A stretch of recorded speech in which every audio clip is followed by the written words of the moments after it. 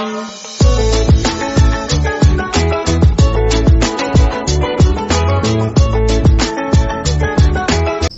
The lord. ప్రభువైన యేసుక్రీస్తు వారు ఈరోజు మనకు అందిస్తున్నటువంటి వాగ్దానం ఆదికాండము 15వ అధ్యాయం 6వ వచనం. అతడు యెహోవాను నమ్మెను, ఆయన అది అతనికి నీతిగా ఎంచెను. అబ్రహాముతో దేవుడు ఉడంబడిక. ఈ సంగతులన్నీ జరిగాక ఒక దర్శనంలో అబ్రహాముకు యెహోవా వాక్కు వచ్చి, అబ్రాహాము భయపడకు, నేను నిన్ను కాపాడుతాను, నేను నీకు గొప్ప ప్రతిఫలం ఇస్తాను అన్నాడు దేవుడు. అయితే అబ్రహాము అన్నాడు, యెహోవా దేవా, నన్ను సంతోషపెట్టగలిగేందుకు నీవు ఇవ్వగలిగింది ఏదీ లేదు.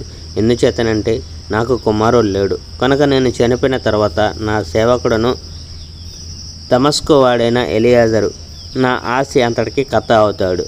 అబ్రాము, చూడు దేవా, నాకు నీవు కుమారుని ఇవ్వలేదు, కనుక నా ఇంటిలో పుట్టిన సేవకుడు నాకు గల ఆస్తి అంతా దక్కించుకుంటాడు.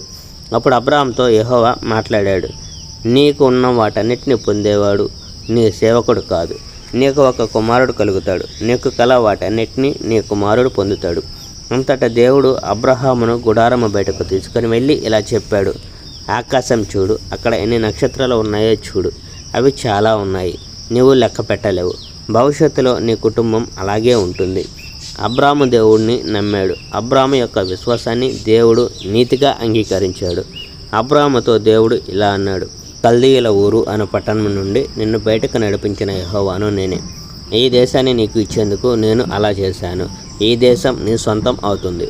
అయితే అబ్రాము, యెహోవా నా ప్రభువా, ఈ దేశం నాదే అవుతుందని నాకు ఎలా తెలుస్తుంది అన్నాడు. అబ్రాముతో దేవుడు అన్నాడు, మనం ఒక ఒడంబడిక చేసుకుందాం. 3 సంవత్సరముల ఆవు ఒకటి, 3 సంవత్సరముల మేక ఒకటి, 3 సంవత్సరముల పొట్టేలు ఒకటి తీసుకునిరా. ఇంకా నా కోసం ఒక పౌరాన్ని, ఒక చిన్న పౌరాన్ని తీసుకునిరా. దేవుని కోసం వీటన్నిటిని అబ్రాము తెచ్చాడు. ఆ జంతువులన్నిటిని చంపి ఒక్కదాన్ని 2 ముక్కలు చేశాడు. తర్వాత అబ్రాము ఈ భాగాలను ఒక్కొక్క దానికి ఒకటి ఎదురుగా వేశాడు. పక్షులను 2 భాగాలుగా అబ్రాము ఖండించలేదు. తర్వాత ఈ జంతువులను తినడానికి పెద్ద పక్షులు వచ్చి వాలాయి, కానీ అబ్రాము వాటిని వెళ్ళగొట్టేశాడు. తర్వాత ఆ రోజు సూర్యుడు అస్తమిస్తున్నాడు. అబ్రాముకు బాగా నిద్ర వచ్చి నిద్రపోయాడు. అతడు నిద్రపోతూ ఉండగా భయంకరమైన గాఢ చీకటి కమ్మింది. అప్పుడు అబ్రాముతో యెహోవా ఇలా చెప్పాడు, ఈ సంగతులన్నీ నీవు తెలుసుకోవాలి. నీ సంతానము విదేశీయులై వారి స్వంతం కాని దేశంలో అపరిచితులుగా ఉంటారు. వారు అక్కడ బానిసలుగా ఉంటారు. ఇంకా 400 సంవత్సరములు కఠినంగా వాళ్ళు శ్రమ పెట్టబడతారు. అయితే వాళ్లకు యజమానిగా ఉన్న దేశాన్ని 400 సంవత్సరముల తర్వాత నేను శిక్షిస్తాను. మరి నీ ప్రజలేమో ఆ దేశాన్ని విడిచిపెట్టేస్తారు.